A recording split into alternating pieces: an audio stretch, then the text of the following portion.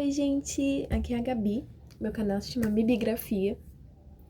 Eu passei o vídeo anterior há um tempinho já.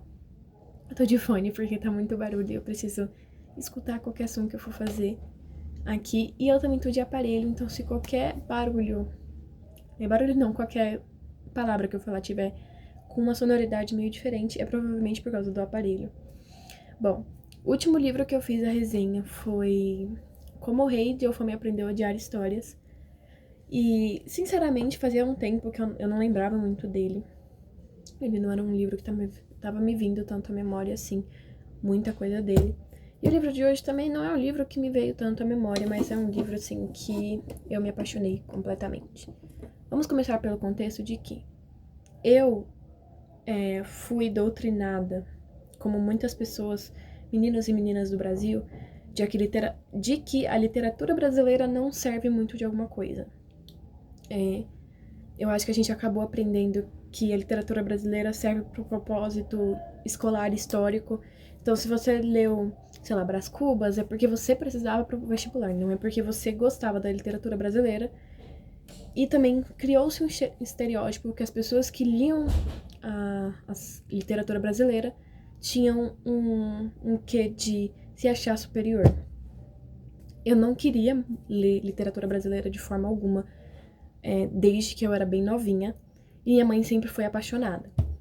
Até que a maior parte dos meus livros que estão ali atrás, eu acho que, tipo assim, se eu tiver 20 desses livros que eu comprei, foi muito. Todos eles, em sua grande maioria, eu achei em caixas de doação ou troquei com pessoas. E esse foi um desses casos de caixa de doação. No parque, perto da minha casa, existe uma estruturazinha, parece um armarinho, onde você deposita livros e pega livros pra você. E eu achei esse livro e eu vou ser bem sincera. Primeiramente, eu peguei o livro pela capa. Eu sou apaixonadíssima por livros com capas lindas, bonitas e livros que tem desenho dentro. Isso aqui foi simplesmente um achado. E depois que eu li, eu pensei, por que eu tô fugindo tanto da literatura brasileira?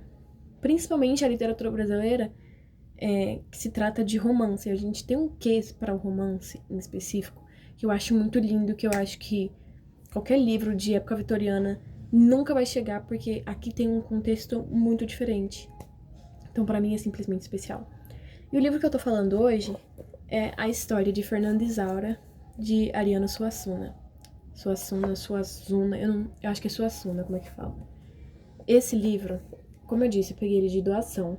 Então, se você vem aqui, tem uma página dele que tá infelizmente rasgada pelo antigo dono. Aqui, ó. Aqui era pra completar o desenho, não completa. E se eu não me engano, tem mais uma, mas sinceramente eu não vou saber onde é que é pra poder falar pra vocês. Tipo, eu sei que essa outra tá bem rasgada. Não tem nada dela que sobra alguma coisa. E sinceramente é meio triste.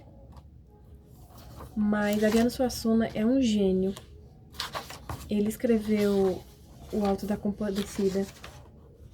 E enfim,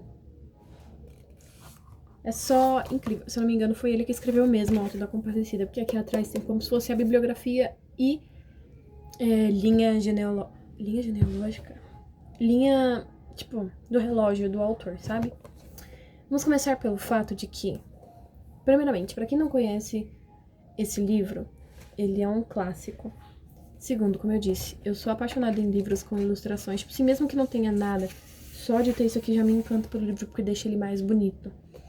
E olha a capa dele, gente. Olha esses detalhes. Olha isso aqui. Olha tudo isso. Olha como o título é lindo. Nossa, eu me apaixonei. E aqui atrás também é lindo. Então vamos começar contando, né? A história de Fernanda Isaura. Eu não lembro muita coisa, como eu disse, esse é um daqueles livros que faz tempo que eu li, mas o que eu sei dele é que, se eu não me engano, o Fernando foi morar com o tio dele. E esse tio dele era conhecido como uma pessoa muito boa. Todo mundo falava, nossa, o seu tio é uma pessoa muito boa, muito generosa, não sei o quê. E o Fernando era muito grato a esse tio dele, muito grato. E eu não lembro por qual motivo o Fernando o tio dele ficou noivo de uma menina que o Fernando tinha que buscar numa outra cidade. E o Fernando foi lá de barco e foi pra essa cidade buscar a noiva do tio dele. Numa noite de festas que teve lá nessa cidade, nessa vila, ele conheceu uma moça que ele se apaixonou perdidamente e passou a noite com ela. Eu não vou dizer que eles dormiram juntos, tiveram relações, mas assim, bem provável. Até porque eu não lembro muita coisa do livro, então é bem provável que tenha sido isso mesmo. E assim, ele super apaixonado, não sei o que, perdido já, tipo, apaixonadíssimo na guria. Calma aí, gente, eu vou tirar um negócio aqui da parede.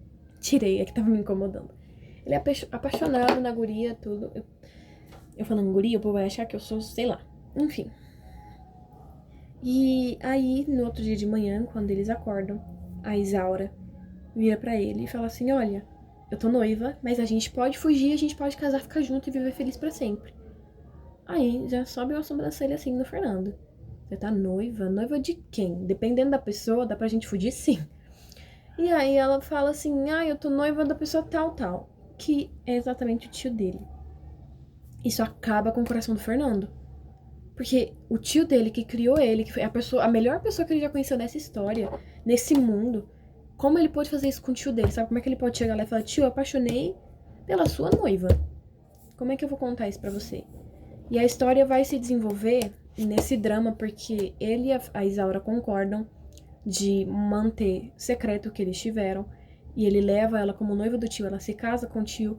E apesar dela ser, tipo assim, uma esposa dedicada, ela sempre tá naquela tristeza, sempre tá naquele negócio. E o Fernando fala assim: eu quero distância de você por causa do que aconteceu, eu não quero repetir. Até que eles se encontram algumas vezes no matagal, mas não acontece nada. Mas alguém vai lá e conta pro tio dele. E ele explica: tio, olha, aconteceu isso, isso e isso. E eu me apaixonei por ela, mas eu quero ser uma pessoa melhor, eu quero me afastar dela, não sei o que. E ela é sua esposa, ela não é a minha. E o tio dele, muito querido, fala assim: não, tudo bem. É só vocês ficarem afastados, não sei o que, mais querendo, que não foi uma confiança que foi quebrada. E se eu não me engano, eu não lembro exatamente como termina, mas eu sei que, tipo, por um tempo o Fernando vai-se embora, porque ele não aguenta ficar. Eu acho que minha cachorra tá chorando. Ele não aguenta ficar perto da Isaura e não tê-la. E ela, tipo, tá sempre muito deprimida, muito cabisbaixa, muito perdida, não tem forças pra viver.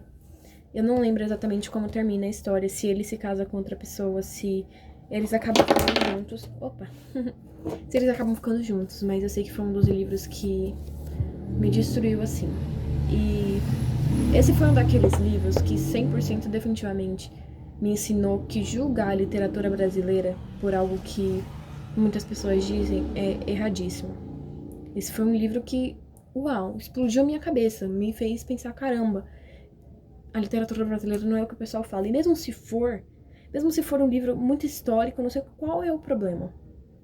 A questão é que agora que o Brasil está se renovando na arte de escrever livros, a gente está abrindo ainda, que pouco, oportunidade para escritores jovens. Só que, por a gente desprezar tanto a literatura brasileira, a gente está tentando copiar um padrão que não é nosso. Um padrão geralmente americano, que é aquele livro de romance, aguinha com sal, que não busca nada da nossa cultura. E eu não tô falando dos livros que eu digo assim: é um livro de romance entre uma menina nordestina que se apaixonou por um K-pop idol, não sei o que. Não tô falando desse livro, eu tô falando daqueles livros que seguem todos os tipos de estereótipo americano porque a pessoa não quer se identificar com a cultura brasileira da forma que deveria ser. Tipo assim, deveria ser porque seria mais lindo, entende? Mas cada um com seus gostos. Tô falando de coisa demais, já julgando, né? Esse é um livro que definitivamente te faz refletir sobre a pureza de um amor. E eu não tô falando amor romântico, eu tô falando de amor platônico. Quantas vezes você conseguiria perdoar uma pessoa por uma coisa que ela fez sem saber? Porque assim, o Fernando não sabia, nem a Isaura sabia, que ele era o cara que ia buscar ela de noiva. E assim, mesmo que você falasse assim: mas ela já sabia que tava noiva, por que ela dormiu com o cara? Gente, vocês estão querendo perguntar um negócio desse numa época que casamento arranjado era a coisa mais normal possível. E eu não lembro, mas eu acho que ela tem, tipo, 15, 16 anos aqui. Ela não tem uma idade, assim, que geralmente, hoje em dia a gente já considera nova, de 19, 20 anos pra casar. Ela não tinha essa idade. E aí você exigir de uma personagem com uma idade uma pessoa bem jovem, um nível de maturidade e menos ações impulsivas, é meio hipócrita, né? Porque a gente vê adultos cometendo ações tão impulsivas quanto, sendo bem mais velhos que a personagem. E eu li esse livro, tipo assim, eu engoli esse livro. Eu não conseguia parar de ler, eu queria que todo mundo ao meu redor lesse pra mim poder conversar com as pessoas sobre esse livro, porque eu queria que alguém falasse desse livro junto comigo. Eu precisava conversar com alguém. Nossa, eu tava desesperada. E eu recomendo fortemente vocês a lerem literatura brasileira no geral. É um privilégio você ter acesso a essas coisas, por isso que eu digo, muitos dos meus livros eu ganhei por doação. Mas tem pessoas que não têm nem esse privilégio de ter a doação do livro, ou então de saber ler para ler o livro. A cultura é um negócio, assim, praticamente luxo hoje em dia, dependendo da forma que você adquire. E ler literatura brasileira não precisa ser sempre chata, você pode se apaixonar pelo que você faz, entende? E aí, nossa, até hoje. Eu sei que se eu reler esse livro, eu vou chorar da mesma forma que eu chorei da primeira vez. Eu vou me apaixonar da mesma forma que eu me apaixonei da primeira vez. É simplesmente incrível a forma que o autor demonstra o amor latente deles e a forma que eles dois tentam seguir eu não ia dizer moral, mas eles tentam seguir aquilo que eles se propuseram, que era não ficar juntos, mas ainda assim era tão forte, tão doce, tão puro esse amor que parecia que transbordava quando eles estavam na mesma sala. Eu aqui lendo, eu com o livro aberto, eu conseguia sentir assim, transbordando deles esse amor, esse sentimento, sabe? É lindo de ler. Eu lembrei o final e é meio triste, então se você quer ler o livro e não quer saber do final, aqui é o momento pra você parar. O Fernando acaba indo embora, realmente ele se casa com uma outra mulher, também chamada Isaura. Só que tudo nela lembra o quão ela não é parecida com a Isaura dele, a que ele ama de verdade. E aí ele, em algum momento, ele chega a adoecer, fica muito mal, perto de morrer. E ele não ama a esposa dele, ele ama a esposa do tio dele. E aí ele faz um último pedido no leito de morte, por favor, tragam a minha Isaura, que é a esposa do tio dele. E aí chamam a Isaura pra lá, falar uma última vez com ele, estar uma última vez com ele. E a esposa dele, querendo que não, obviamente tá mordida de raiva, né? Não mordida de raiva, mas tipo assim, eu acho que aquele sentimento de você ser escolhida por último, enfim, eu também ficaria muito mal, porque, tipo assim, você casou comigo pra não amar mais essa mulher, mas era melhor não ter casado comigo, sabe? Mas, querendo que não, naquela época era mais próprio você fazer isso, passar por essa situação. E assim, eu acho que no quesito, assim, FUVEST, Enem, Unicamp, qualquer redação que você precisar de repertório, o que você poderia utilizar esse livro no meio? A questão da falta de escolha e feminina principalmente, né? Porque a Isaura é uma mulher jovem que tá sendo forçada a casar com um homem que ela não conhece, que os pais entregaram ela. Eu acho que esse é um pensamento, ainda assim existe isso hoje em dia, é meio triste de pensar isso, em algumas culturas indianas, até culturas indígenas, dependendo do país, culturas árabes, culturas asiáticas no geral. E eu acho que dependendo, em alguns lugares ainda das culturas ocidentais, por causa de questões religiosas, isso é muito comum entregar a pessoa a casamento arranjado. E assim, se você tá 100% a favor de ser uma noiva ou um noivo arranjado, o que eu acho muito difícil muitas vezes acontecer, é bem raro acontecer, beleza, mas ainda assim você é uma pessoa muito jovem pra viver isso. Aqui não tinha escolha. Então você poderia usar numa redação a situação da Isaura sobre como os direitos e os ativismos na questão feminista, o direito da mulher no geral, garantiu essa liberdade da mulher poder escolher com quem ela vai casar e principalmente poder guardar a infância, entende? Porque assim, vamos supor que a maioria eu sei que nem todas as mulheres casavam com 15 anos, mas vamos supor que a maioria casava com essa idade. Você tá perdendo uma grande parte do seu desenvolvimento tentando ser esposa e mãe. Então muitas daquelas histórias que eu acho que ainda se perpetuam hoje em dia, de que a mulher é surtada, é muito emocional, talvez fosse porque os homens casassem com mulheres extremamente jovens que estavam passando por mudanças extremas, hormonais, e elas tinham que lidar com todas essas responsabilidades e as mudanças hormonais, físicas, mentais do corpo delas. Então elas eram vistas como mais sensíveis, mais surtadas, mas na verdade era só porque vocês estavam literalmente casando com crianças que estavam descobrindo a viver. Eu não estou dizendo que uma menina de 25 já sabe viver, porque assim, ninguém sabe viver, a gente vai descobrindo como que faz as coisas na hora. Mas há de concordar comigo todo mundo que uma pessoa de 25 pelo menos já viveu mais que uma pessoa de 15. Nem sempre vai ter uma maturidade tão grande quanto, porque às vezes a de 15 passou por coisas piores do que a de 25.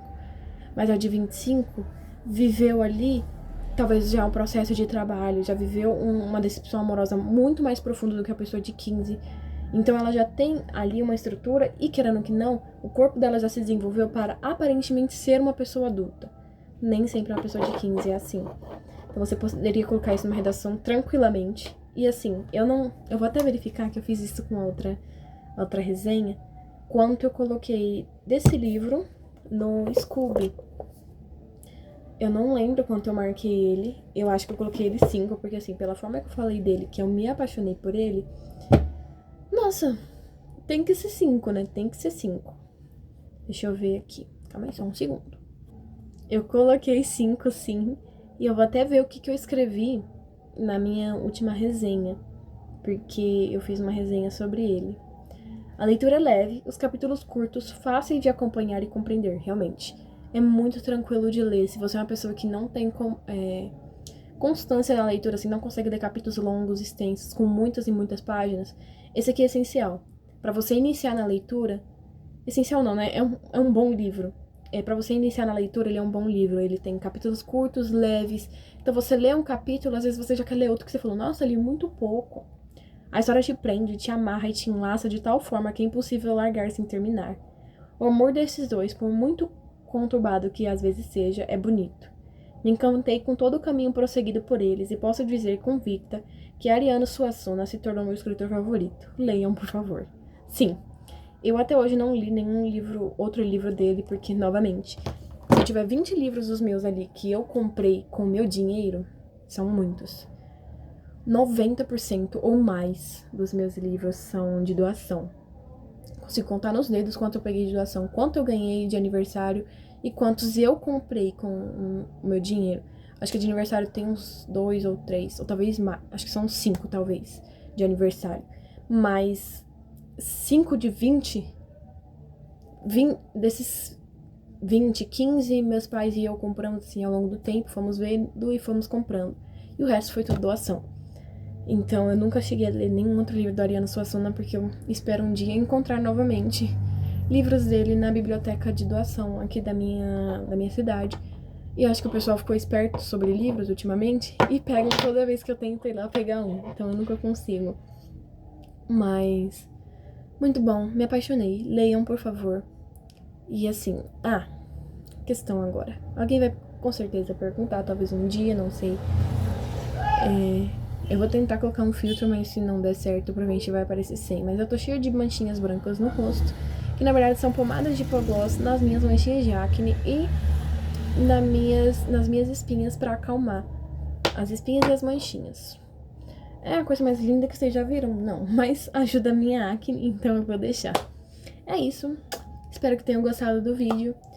Me sigam para mais vídeos assim. Me deem dicas no que eu posso melhorar nas minhas resenhas, se as edições também, porque eu ainda estou aprendendo a editar e ainda estou aprendendo a gravar vídeos. E eu sempre gravo